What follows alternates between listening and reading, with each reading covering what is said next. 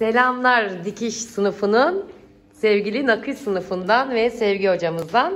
Merhaba hocam. Merhaba. Nasılsınız? İyiyim, teşekkür ederim. Şimdi biz ne yapacağız? Hocam anlatsın. Evet, suplanın yapılışını anlatacağız. Tamam.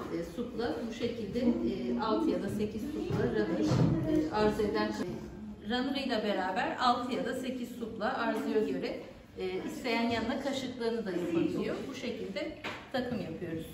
Tamam hocam. Hangi kumaşlar? Genelde dak keten kullanıyoruz. Hem top rahat dikilebiliyor. Leke tutma konusunda da rahat kullanılabilen bir kumaş. Onu tercih ediyoruz. Tamam. Hocam şimdi ölçülerini. Şimdi suplamızın kalıbı burada. 41 santimetre çapında 4 ya da 5 santim kadar arkaya dönmesi için pay bıraktık. Şurada göstereyim hocam. Ahşap yuvarlak tahtamız var içinde. Payıyla 41 santim çapında Payıyla beraber kumaşımızı, 41. Evet, kesiyoruz. Burada gözüküyor mu bilmiyorum. Evet. Overlock'unu çekiyoruz. Ondan sonra da makinede zikzak dikiş yaparak lastiğini dikiyoruz. Tamam. Şimdi bu kesildikten sonra ve overlock'un çekilmiş hali olacak, Evet. değil mi? Bu da ölçülerimizin olduğu, şöyle bir çekelim. 33 santim çap, 4 santim, 5 santim pay veriyoruz. Şimdi kestik ve overlock'unu çektik. Evet. Şimdi lastiğini dikeceğiz bunu. Dikilmiş hali. Lastiği mümkün olduğunca çektirerek dikiyoruz. Birazdan göstereceğim. Ha, iç çamaşırındaki kadar böyle hafif hafif çektirmiyoruz. Değil, Olduğu yani. gibi çektireceğiz. Tamam, hadi devam edelim. Şimdi makinamızın ayarlarını gösterelim. 2 numarada tansiyon ayarımız. Normal, burasını en sık ayara getirmiş ve burada da zikzak ayarında kullanıyor makinesini. Şu zikzak dikişte.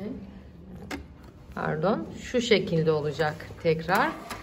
Şimdi runner'ımızı tersinden, overlock'un dibinden lastiğini çektirerek bize Aynur Hanım gösterecek.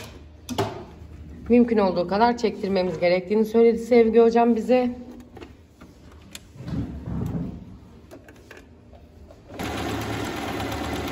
Burada neye dikkat etmemiz gerekiyor Sevgi hocam?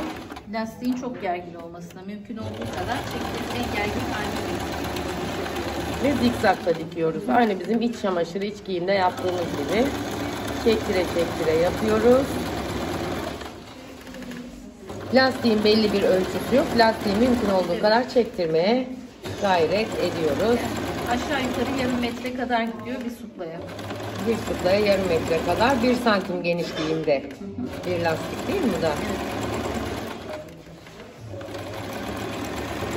Aslında karışık gibi gözüken, zor gibi gözüken birçok şey ne kadar kolay olduğunu görüyorsunuz. Bunu sonuna kadar döndüre döndüre lastiği şekline göre çekiyor.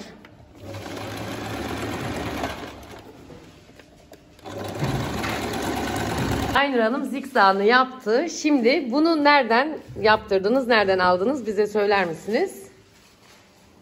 Trendyol'da sipariş ettim. Trendyol'dan. Ha, reklam da yapalım. Evet. Bunu da Duygu Kumaş'tan aldım.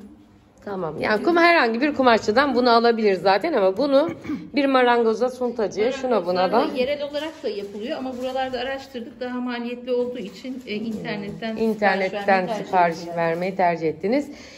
Şimdi lastiğimizi bu şekilde çekip bu şekilde bırakıyoruz. Şimdi de suplamızı son haline getirelim. Tamam, bunu geçiyorum. Tamam, siz geçirin. Devam. Evet.